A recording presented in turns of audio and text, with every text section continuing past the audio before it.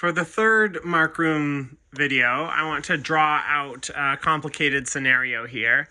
In the last video, I mentioned that at the moment the first of the boats enters the zone, the relationship is established between this boat and this boat, this boat and this boat, this boat and this boat, this boat and this boat, but that's it.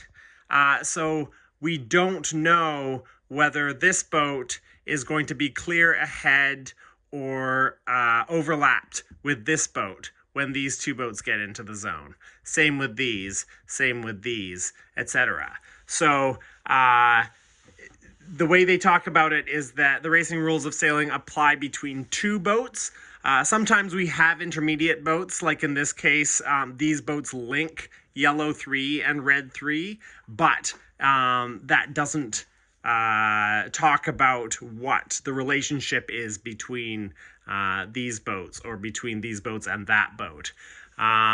So to make that hopefully more practical, let's imagine a situation where maybe everyone's going downwind and there's another wall of boats coming down.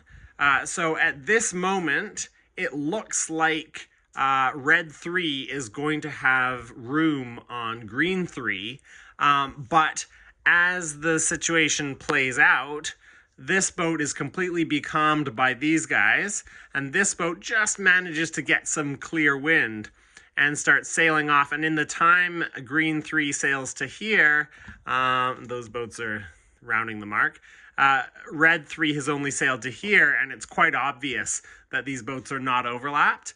So that first situation only mattered for Mark Room relative to yellow. It didn't matter for Mark Room between these boats.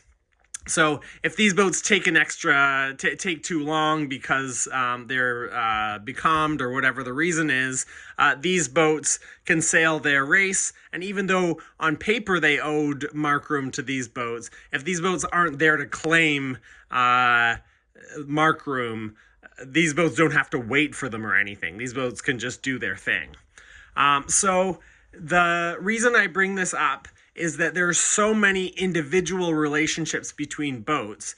You need to call to your competitor at the moment when you need them to be paying attention. So at this point, green 3 may say, red 3, no room. Because later on, when green 3 turns towards the mark, it's going to look a little bit like green owes red room here. They don't, because the relationship, the important moment was when the first of these two boats entered the zone. But green 3 needs red 3 to think back to that moment and be like, oh yeah, I do owe green 3 room. So it's very important to highlight the one moment that's important for you, because this boat's focus may be on these guys who are coming in fast, and red 3 hasn't really thought about green 3 too much and may not look up until this moment when they see green sailing for the mark, and then red 3 thinks, oh, maybe I have room here. So that's it's important to draw attention.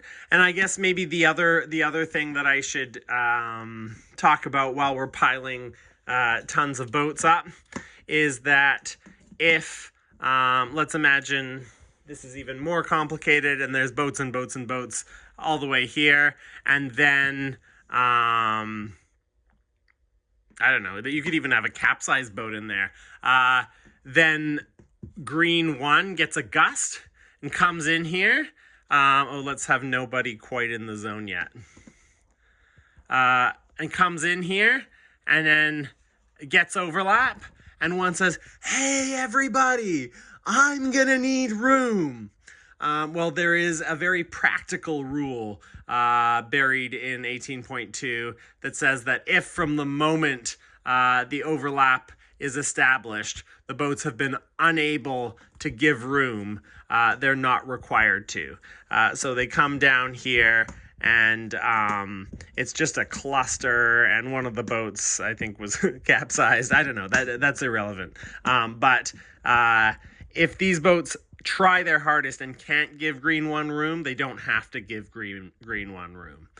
So that speaks to the idea of, with this speed, maybe green should enter the 3 boat length circle, tell any boats behind that they have no room, and then sail over here, staying inside the 3 boat length circle, and let this play out until something opens up and they can sail cleanly through.